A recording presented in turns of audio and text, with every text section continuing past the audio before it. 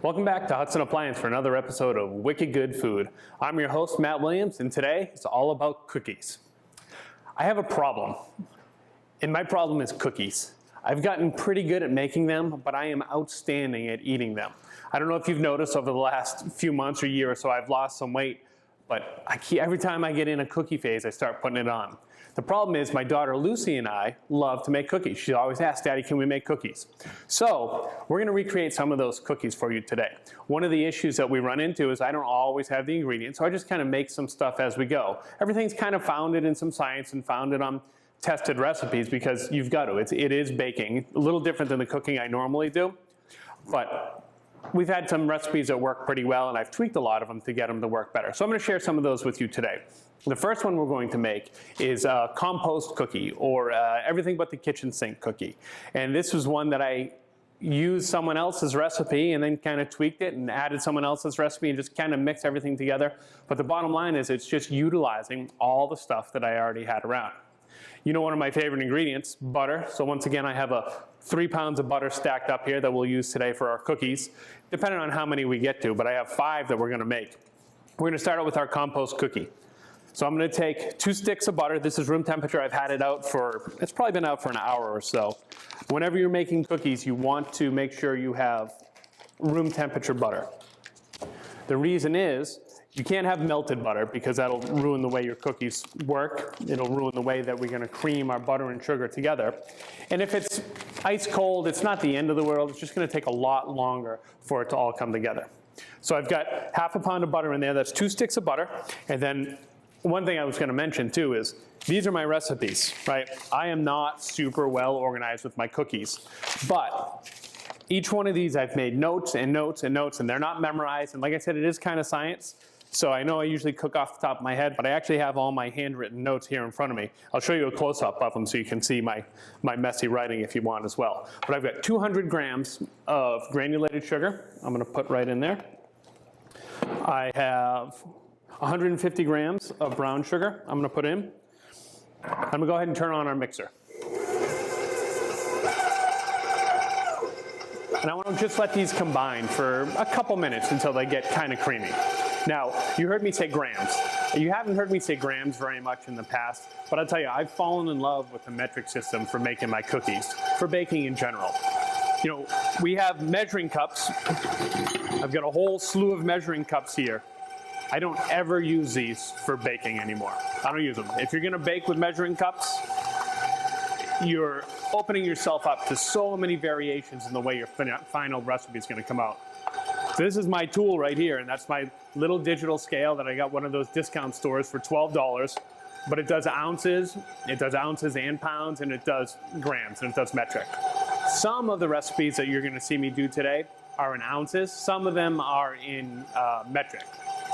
The reason is I just haven't converted them over. It's definitely much more accurate to measure in grams as opposed to ounces, or as opposed to cups. So our stuff is mixed together pretty well here. I'm gonna shut this off for a quick second. Look, I have about 10 grams of vanilla extract. This is a little more than you'd normally use, but I really like the flavor of vanilla extract. So I'm gonna put this in there, and this is actually a homemade vanilla extract. Then I have 1 egg, 1 whole egg, I'm gonna drop right in. Now this is the most important part of our cookie making process, is what we're gonna do next. We're gonna cream the heck out of this. So we've got our butter, our sugar, our fat and our sugar in here. We're gonna let these go for probably 7 or 8 minutes. What I'm looking for is it's gonna get really fluffy. It's gonna turn really light in color and be real light and airy. That's gonna help give us a beautiful finished cookie. So I'm gonna go ahead and crank this up.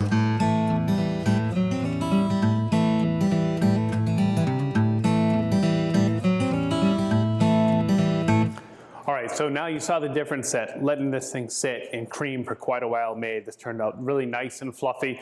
That sugar that's in there has gone through and kind of cut up the pieces of butter, the granules of sugar, and made it light and airy. And some of them have started to dissolve a little bit. So it's time to add our other ingredients. So next we're gonna add 225 grams of flour, my baking powder, and my baking soda. So the baking soda was half a teaspoon, a quarter of a teaspoon, and this is half a teaspoon.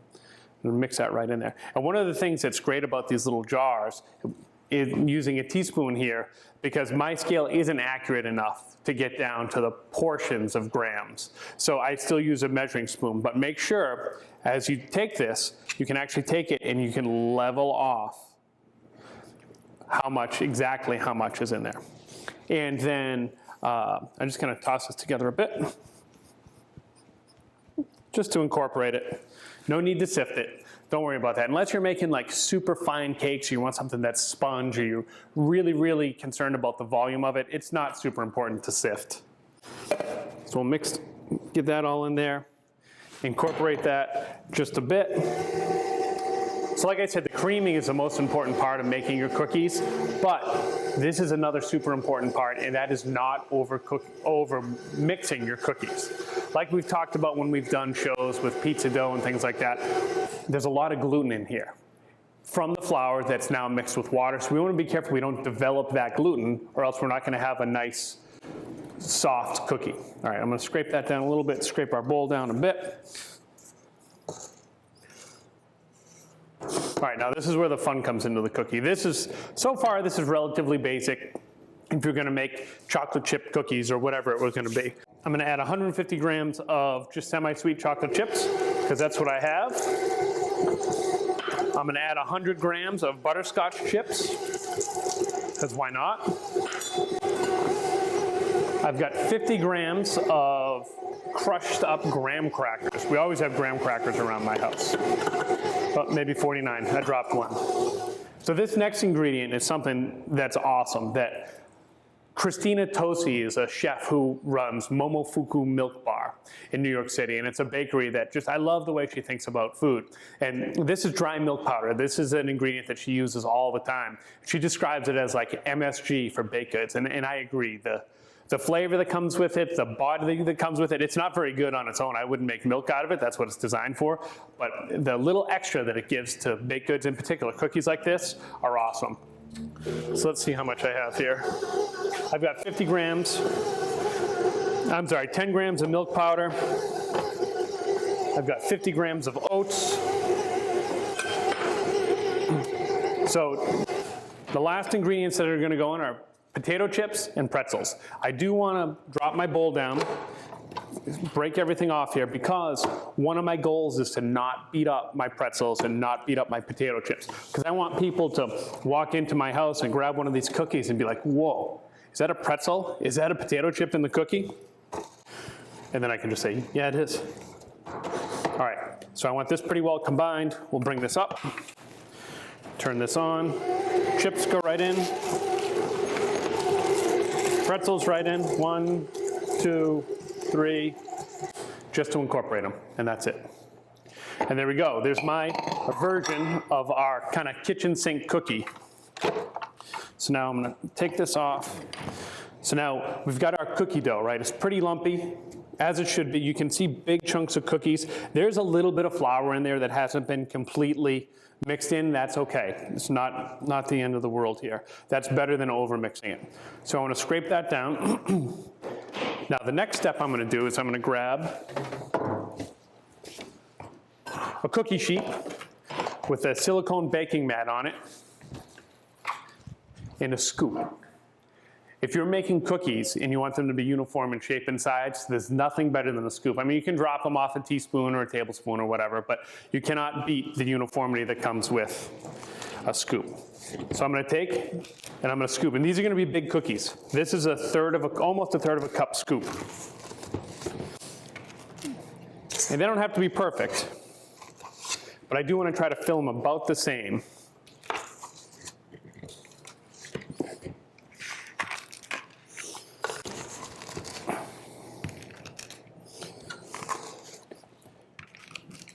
So what I'm gonna do is I'm gonna take a minute, I'm gonna go through and scoop the rest of these. After I scoop them, I'm gonna take them, and you can actually see like the pretzel on here. I'm just gonna take and give it a little flattening, just like that.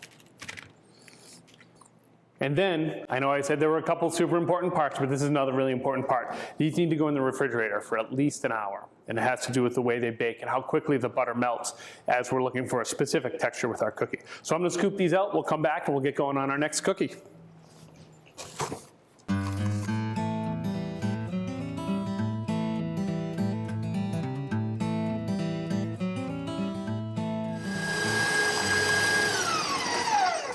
All right, welcome back. So we got our kind of everything but the kitchen sink cookies in the refrigerator. I got them all scooped out, cleaned up our bowl, and started the next one. So you don't have to sit here and watch me go through the whole creaming process again. But in this bowl, I have half a pound of butter, 10 ounces of granulated sugar, 1 egg, 1 teaspoon of vanilla. Pretty much how you'd start to make, many different kinds of cookies. My next step here is I'm just gonna scrape down the sides of my bowl before I incorporate my other ingredients. Once again, I let this cream, I didn't actually time it, but it was probably a good 7 minutes or so after I added the vanilla and eggs to it. Wait until it got nice and light and fluffy. All right, so I'll eat that later. So one little note about eating raw cookie dough, right? People freak out about eating raw cookie dough because of the eggs in there. But if you've cooked with me before, you've seen we've eaten raw eggs, and there is a chance you can get sick from raw eggs, but if you treat your eggs well, and you keep them at the proper temperature and you use nice fresh eggs, I have no problem with, off camera of course, licking spatulas and taking my finger and whipping them on the edge of the whisk, but I would never cross-contaminate your cookies. So we have our stuffed cream together here. I'm going to add in, what have we got here? 3 ounces of all-purpose flour. And this is where it gets a little crazy. I'm gonna add 2 boxes of corn muffin mix.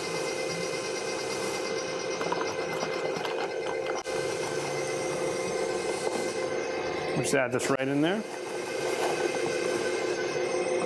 And we wanna just let this come together. Once again, we don't want to overmix because this is something else where we're developing gluten. And that looks good. I'm going to scrape down the sides, but I want to read to you the ingredients here in this, all right? So there's some flour, which we have flour that we use in our cookies. There's cornmeal, there's sugar, there's some shortening, but then we've got baking soda, and there's some salt, and then there's all the other ingredients that we need for our cookie, as well as some preservatives and other things that are in this box. So we are actually making a corn-flavored cookie here. So we'll scrape this down. Now this isn't gonna be a super refined texture because if you can think about this boxed corn muffin mix, it's a little bit granular. And so these cookies are gonna have some granules of cornmeal to them. Now once again, I'm gonna pop this off and it's time to scoop cookies. So I'm gonna get this out of the way. And behind me, I'm set up with another silicone baking mat and my scoop. So we're gonna use the same size cookies here again. We're gonna make these nice and big. You can make cookies any size you want, really. You have to adjust the cooking time. You might have to adjust the temperature depending on how much of a variation from the original it is. But I'm just gonna scoop these on here. I'm not worried that they're too close to each other because if I space them perfectly right now, I'm gonna use too many sheet pans in the refrigerator, so we'll put them nice and close to each other. Just scoop these out. Now, any of the cookies that we're making today, you can totally take and you can make cookies like this. You can make them much smaller. You can also make roll cookies out of them where you'd roll them up in like a piece of parchment paper and slice off pieces and then cook them like that. Or you can make a bar cookie, they say, where you flatten it all out in one layer and bake it and then cut it afterwards. I mean, it's just cookies. Just play around. But you'll find if you make them super big, you're gonna have to adjust your cooking time. If you make them super small, they're gonna have to be a shorter cooking time and maybe even a lower temperature. But I'm gonna take a minute to scoop out the rest of these. When we come back, I'll have my mise en place ready for our next cookie we're gonna throw together.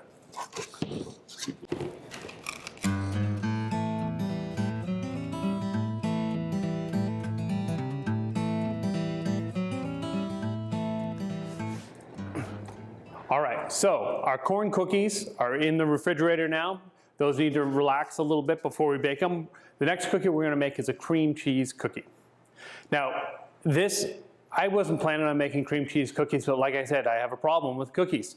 And I got home one day and Lucy and I were talking about cookies, said, let's make cookies. And I didn't have enough butter. So I started thinking, what could I substitute for butter? And there's no substitute for butter. Don't even think margarine's a substitute. But I started thinking, all right, I have cream cheese. how could we utilize this cream cheese? If you're a loyal follower of Wicked Good Food, you know we always have cream cheese because my wife's favorite snack is that cream cheese with salsa and tortilla chips. So we had cream cheese. So I did a little looking around on the internet and did a little bit of playing around with the recipe myself, and this is what we came up with. I'm gonna show you how I would measure it if I were at home. I never have all these little bowls set out like this. What I do is I take the bowl from my mixer or one other bowl, I'll put it on my scale, turn it on, and I'll make sure it zeros or tears so that it is not including the weight of this bowl. Then my recipe here, I'm gonna use 3.5 ounces of butter, which here I can just look and I can actually cut like it says here. And let's see how close this is. 3.6, that's good enough for me. All right, and so for our cream cheese, we need 3.5 ounces here. These blocks of cream cheese are 8 ounces. You can get little 3 or 3.5 ounce ones, but this is 8 ounces, so I'm gonna find where's the mark for 3, and I'm gonna go in between 3 and 4. And we'll see how close we are here. I'm not worried about cutting through the foil itself. I just want to get through the cream cheese. We'll add that. All right, so we went to 7.2. Just a little bit over. That's close enough for what I'm saying here too. Now, we're gonna add 5.8 ounces of granulated sugar. I'm gonna go ahead and tear it again because I'm not gonna remember. I don't wanna have to do the math.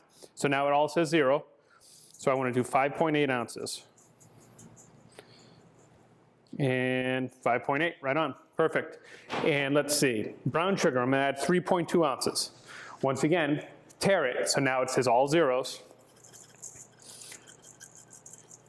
And we're just under, but that's close enough for me. And a tablespoon of vanilla. Once again, I like vanilla. This is the vanilla I was talking about. It's a beautiful bottle. It's a Grey Goose bottle. I didn't make it with Grey Goose vodka. It just looks cool. But all this is I don't remember how many there were. I believe there were 9 vanilla beans that I split and scraped, put all the beans, all the little seeds back in the bottle and filled it up with vodka. And I didn't use a garbage vodka just because I don't want any off flavors, but I didn't go for a super expensive one. Put the cap on it, and I actually had a mug that I could flip it, and it would sit perfectly on the bottom of the mug. I would flip it once a day for a few months. Now this is probably 8 or 10 months old. I've topped it off with a little bit of vodka as I've used some of the extract, but you cannot beat the flavor from this. All right, so now this shut off, so I'm gonna go ahead and tear it again, but I'm gonna put it in a tablespoon so it doesn't really matter.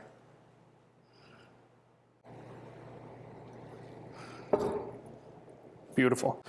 And that came out as 1/2 ounce, which is exactly what a tablespoon of water is. And what else? And we're gonna put in 1 egg. Where did I put my egg? Here it is. All right, so we're gonna take a quick minute. I'm gonna throw this together, cream this up, and I'll show you what's next.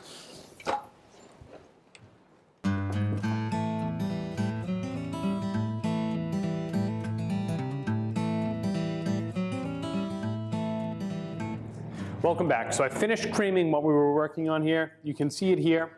It's relatively smooth. It's nice and smooth. All that sugar's dissolved. Now I'm gonna take this over. I'm gonna put it on my scale, turn it back on. I'm not worried that this spatula is in here. As long as everything's consistent, it doesn't matter. I'm gonna add my dry ingredients now. So my dry ingredients are, let me look at my recipe here, 8 ounces of flour. So I'm gonna add 8 ounces of flour to this. And I went a little over, so I'm just gonna pull a little out. So we get 8 ounces of flour. Now what I'm gonna do is I'm actually make a little well in the middle. And I'm gonna put in my salt, which I already measured, which is a teaspoon of kosher salt. And I'm gonna add 1/2 teaspoon of baking powder. Now typically, all these dry ingredients are mixed separately and then added. So all I'm going to do is, my hands are already dirty, I'm just gonna take and I'm gonna fluff, just to incorporate that salt and that baking powder into the flour. Once again, my goal at home is I'm trying to use as little dishes as I can. So now everything's weighed. I'm not worried about the weight of this messing anything up, so I want to scrape this off. Get as much as we can in there. I'm going to put my paddle back in, This is gonna go on the mixer, and I'm gonna go ahead and just mix this for just long enough for it to come together, scraping once in the middle. Once again, I'm trying to avoid developing gluten.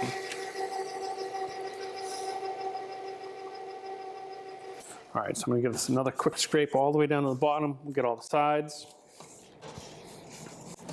There's nothing worse than working real hard to measure everything perfectly, and then you come to the end and you're scooping out your cookies, and you find at the bottom of your bowl is a bunch of your ingredients that you didn't incorporate in. So it's worth taking the time to stop, scrape, and make sure everything gets incorporated. And done. Just enough for it to come together. So we're gonna go ahead and scoop these ones out, but this time, we're gonna use a smaller scoop. All right, so this one is about 2 tablespoons the size of this scoop. Same thing though, it's so much quicker and easier, and the consistency of it is great. And you'll notice that once again, I'm using a silicone baking mat. This one here actually was one that was designed for a commercial full-size sheet. And it was just a couple dollars more than the half-size one, so I bought it. I cut it in half myself, and now I have 2 that fit perfectly for my pans at home. These silicone baking sheets are awesome because they can withstand really hot temperatures. You can work with caramel on them. You know, you can use them right now. I'm just using them to freeze, so these will pop off easily, but we'll bake on these. They serve the same purpose kind of as parchment paper when you're baking, but they have essentially infinite uses. So I'm gonna scoop the rest of these out. We'll get these into the refrigerator, and we'll get ready to throw together our next cookie.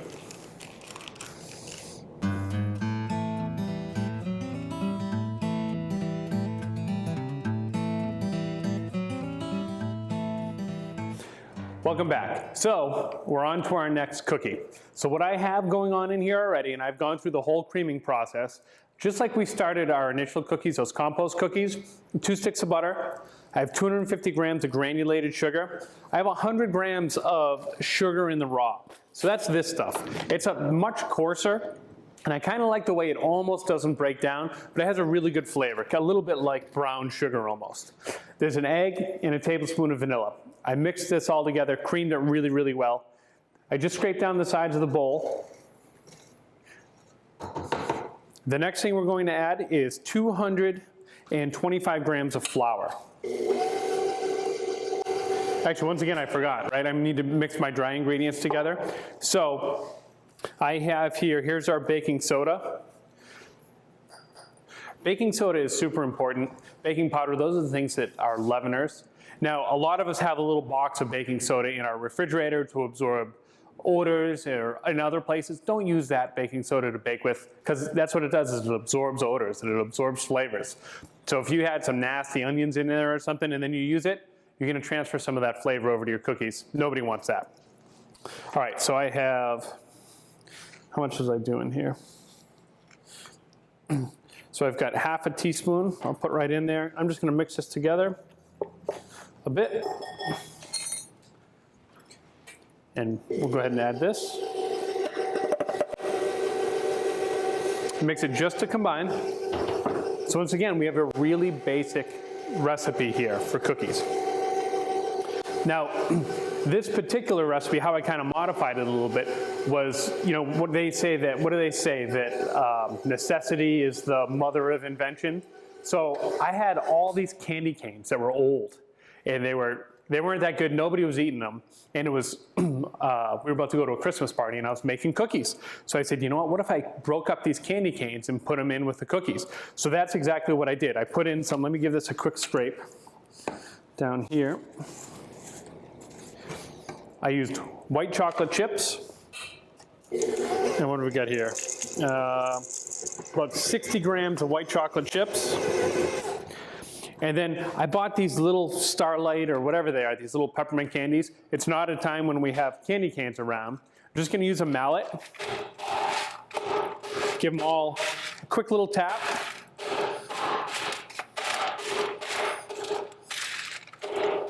And I don't care that some are larger than others. but you can actually see the size of them here. And we'll put these in, and all their little crumbs. I'll mix this up a bit.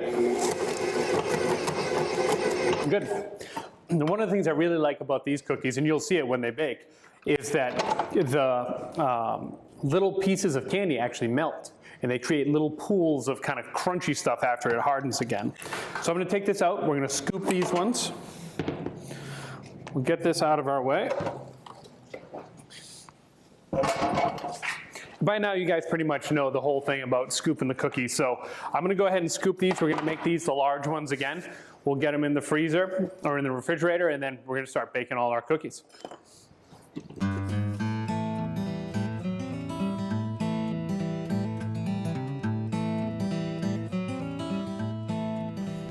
Hey, Arthur. Hi, Matt. How are you? Welcome Excellent. back. Thanks again for having me here at Hudson Appliance. Today, special day for you. This is all about cookies. Cookies. Cookies. We made 4 different kinds of cookies. I'll give you a quick tour of them. We've got a compost cookie, or everything but the kitchen sink. Right. There's some oatmeal in there. There's graham crackers. There's pretzels. There's potato chips. There's butterscotch chips. There's, I don't know, chocolate chips. I don't remember what else we put in there. Wow. This is a corn cookie. Corn cookie. It's similar to cornbread, but it's definitely sweeter and it's shaped like a cookie. Here, this is a take on what was a candy cane and white chocolate cookie, but it's a little peppermint and white chocolate. All right. And these are actually a cream cheese cookie.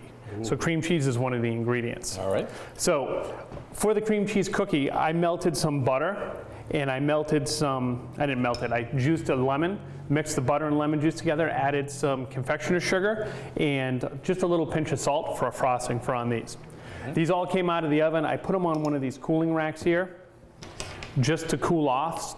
We want to make sure that air can circulate underneath them. That way the whole thing can stay nice and crispy. Okay. Which one do you want to try first? Well, let's start with the bigger ones first. All right. So the corn. We're not going to eat. I'm not going to eat the whole cookie, so I'm going to break. At least not on camera, okay, right? At least on camera, right? I'll break a little bit off as well.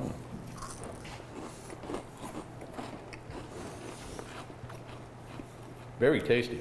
Oh, they're very good. Not a flavor you would necessarily associate with a cookie, but it's really quite good. After the show, I'll eat the rest of that cookie. Okay. Yeah. Okay. Break a little bit off.